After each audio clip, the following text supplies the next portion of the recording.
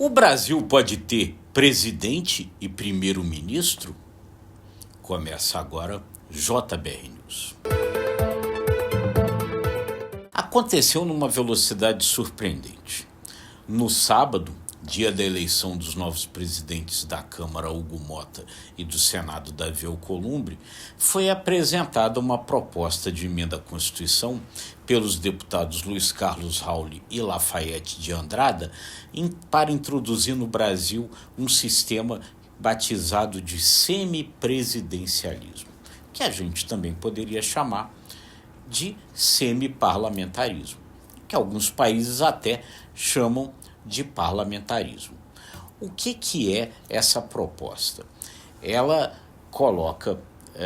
ela muda o sistema de governo brasileiro do atual sistema, que é o sistema presidencialista, para um sistema onde o poder é dividido entre o presidente da República e um primeiro-ministro com um gabinete formado por parlamentares, que no caso da proposta de emenda à Constituição que está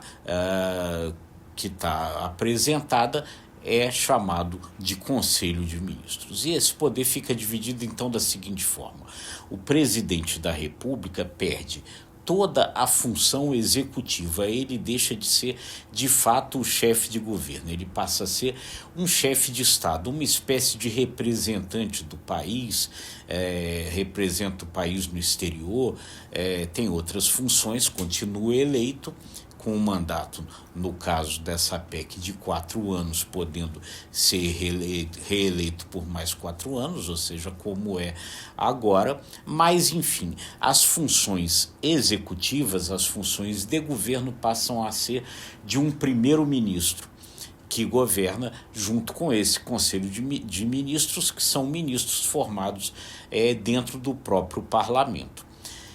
Esse é o modelo que é utilizado em países como Portugal e como a França. É esse o modelo que essa PEC quer trazer para o Brasil.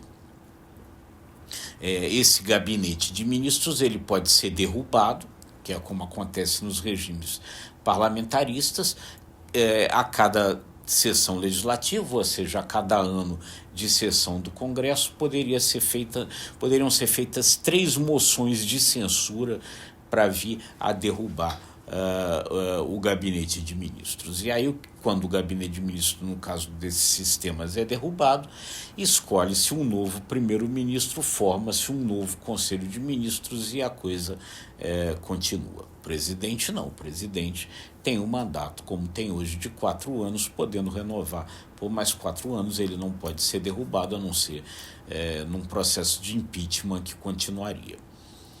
Essa proposta, então, como a gente dizia, ela foi apresentada no sábado, no dia da eleição dos novos presidentes da Câmara e do Senado. Para entrar em tramitação, ela precisava do apoio de 171 deputados. E ontem, quarta-feira, ela já tinha obtido o apoio de 178 deputados e segue com a possibilidade de receber mais assinaturas, ou seja, em 4 dias a proposta de emenda à Constituição conseguiu o apoio mínimo para tramitar. Há uma aparência de que ela pode ter uma chance de avançar. O próprio presidente da Câmara, Hugo Motta, chegou a falar sobre ela com alguma simpatia. O seu antecessor, o presidente Arthur Lira, o ex-presidente da Câmara, Arthur Lira, também vinha falando muito sobre essa coisa da adoção do semipresidencialismo, como eles chamam. Por que isso surge? Surge como reflexo de uma situação que a gente já vem falando aqui, de governo com popularidade menor, um governo hoje enfraquecido, e um Congresso, por outro lado, fortalecido. Congresso fortalecido especialmente pelo poder que ganhou na destinação das verbas orçamentárias, das chamadas emendas orçamentárias. Só no ano passado foram liberados 50 bilhões de reais de emendas orçamentárias. Hoje há um questionamento sobre a forma como essas emendas são liberadas e o Congresso reage a isso. Nesse momento, o Congresso exatamente quer ter mais poder de decisão, quer passar a exercer de fato o governo. Por outro lado, a gente tem aí um governo enfraquecido. Primeiro, já tinha perdido esse poder de destinação orçamentárias. Não está num momento de grande popularidade. Pesquisa do Instituto Quest da semana passada mostrou pela primeira vez que o índice de desaprovação do atual governo Lula é maior do que o índice de aprovação. Então é nesse momento que surge essa proposta. Ela tem condição de avançar? Ela tem condição de avançar dependendo justamente do curso dessas coisas. Se o governo continuar impopular, se essa impopularidade cair ainda mais, se o Congresso se sentir ainda mais empoderado do que está hoje, a PEC pode avançar. Se o Lula conseguir recuperar a popularidade que tem, se conseguir avançar para manter suas prerrogativas de poder, a PEC pode acabar travada, mas ela vai no curso desse embate entre os poderes, no qual, e aí o que muita gente argumenta é o seguinte: hoje o Congresso está com os bônus do poder que tem. Libera 50 bilhões de reais de emendas orçamentárias, por exemplo, mas não está com o ônus, não tem a responsabilidade de governo. Então libera 50 bilhões de reais de emendas orçamentárias, se as coisas derem certo, se o dinheiro chegar lá na ponta, satisfaz todo mundo, fica bom para o Congresso. Se as coisas derem errado, a responsabilidade não é do Congresso, a responsabilidade é do governo, é do presidente Lula.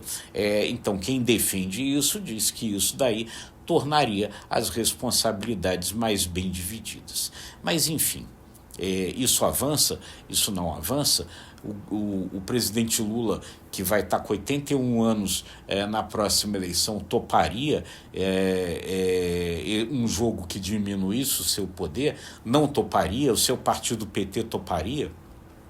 Enfim, é toda uma discussão que começa, mas uma discussão que agora é bom a gente começar a prestar atenção, porque a proposta ganhou o apoio mínimo para tramitar, existe uma possibilidade, um ambiente no qual ela possa avançar, e todos esses embates aí que a gente continua acompanhando. A questão orçamentária ainda é o grande ponto de embate entre os poderes da República nesse ano de 2025.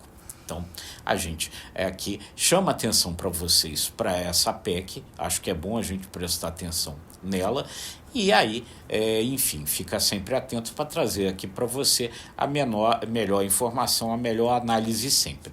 E aí, deixando aqueles convites de sempre aí. O que você acha disso? O que você acha dessa divisão de poderes maior entre legislativo e executivo? O que você acha de um presidente da República menos fortalecido e de um Congresso mais fortalecido? Comenta aí, a gente vai gostar de ouvir, de saber a sua opinião. E se você gostou desse conteúdo, curta, compartilhe, acesse imagemcredibilidade.com, se inscreva no ICTV e nos nossos demais canais. Até a próxima.